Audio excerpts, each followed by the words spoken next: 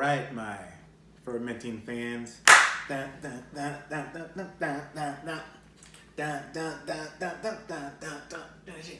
Are you ready for this?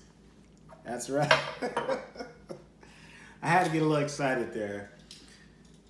You know, I told you I like to take things to extreme, and I showed you this a little bit before, but I didn't actually go through the process of making it. So now I'm going to remind you what I've made and show you the process that I went through. Super easy process to do this, and it's actually pretty tasty.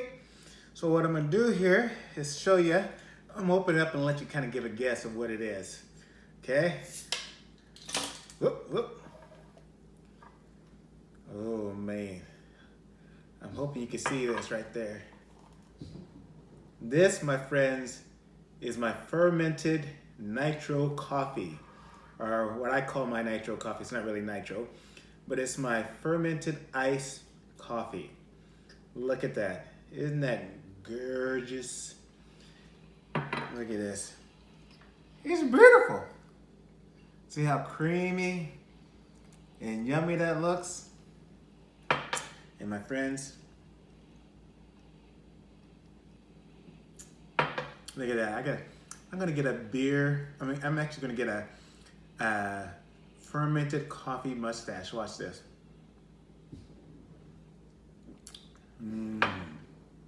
Nice, huh? All right. So man, this is really it's strong coffee flavor, nice and smooth. And, you know, it's just delicious. It really is. So, what did I put in this to get this beautiful, beautiful drink? Here's what I did. I used 2 pots of coffee. Now, this coffee is a little bit hot right now, so I'm not going to finish the mixture until it cools off a little bit. But I used 2 pots of coffee. I already put 1 pot of coffee inside here. I put a little ice in it too, just to try to cool it down a little bit. And then I have my ginger bug. I put a 1/2 cup of ginger bug in there. And then I put 1 cup of sugar. Actually, this last batch, I put 2 cups and it was a little too sweet for me. Even though the fermentation process ate up a lot of the sugar, it still was a little too sweet for me. But I have to say this. I'm a kind of guy that, you know, if I get a latte or a cappuccino from somewhere, I'll ask for them to put, if it's a flavored one, like a hazelnut or a French vanilla or whatever, I ask them to put 1/2 the amount of syrup that they would normally put into a cappuccino or latte. And even then, it's usually too sweet for me. So I don't drink sugar in my coffee at all. And so for me, it was a little too sweet, but maybe not for you. But for this batch though, I've only added 1 cup of sugar.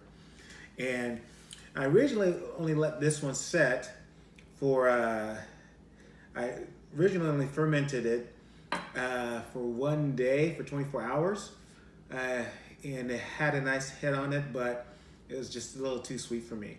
So I put it back in a warm place and let it set for 2 more days. And after that, man, it was spot on. And so now I just keep it in the refrigerator. I will probably check this one after 1 day, simply because I'm using 1/2 the amount of sugar that I used in the last one. And again, a lot of sugar can actually slow down the yeast process. It can make the fermentation process slow down a little bit, because the yeast or the bacteria can get sluggish. But just the right amount, it works out really good. And for this size, for a gallon, you really only need about a sugar, 1 cup of sugar for this whole thing.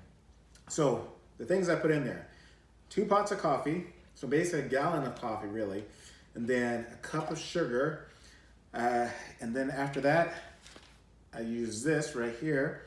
This is lactose. It's dried whey, so it's almost like protein powder or something. It's dried whey. And I got this one for $6 for a pound, and I use a 1/2 cup of dried whey, and that gives it that creamy, or lactose, and that gives it that creaminess in there. I've already put my sugar in there.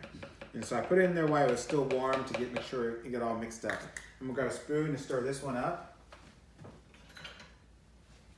Okay. So I'm gonna stir this one. And I actually added a little bit of ice in here, so it might be too full for this whole second pot to go in there. As I make a mess here. Making a mess, making a mess. Okay, so it's pretty full. So probably what I'm gonna do later on is actually just save this coffee to drink. So I'm just gonna make a gallon. And so with this gallon, so I have a gallon of coffee right here. But I'm not gonna add my ginger bug yet. And this is the reason why, I've shared this in other videos, is if I gotta wait till this gets to room temperature. Because if not, then if it's too hot, it can actually kill the bacteria and kill the yeast that's in my ginger bug, and so then it won't ferment. So I need to just be patient and wait till it cools off. Now, another thing you can do, and I was going to do this, but then I got a little impatient. Yeah, go figure.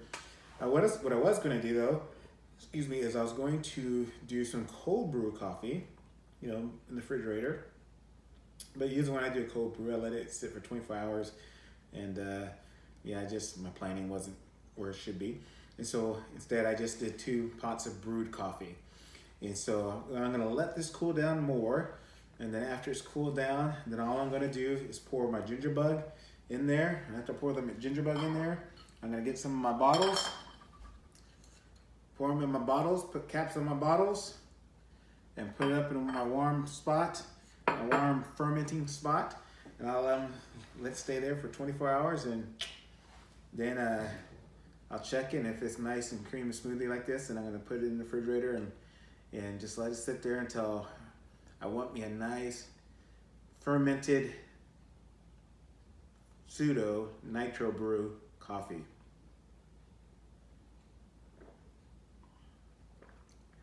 Delicious. All right, my fermenting friends, my palateers. Again, you may think ginger bug, lactose, coffee together, no juez. But I'm telling you, it's delicious. So don't knock it until you try it. All right, palateers, bless you. Have a good day.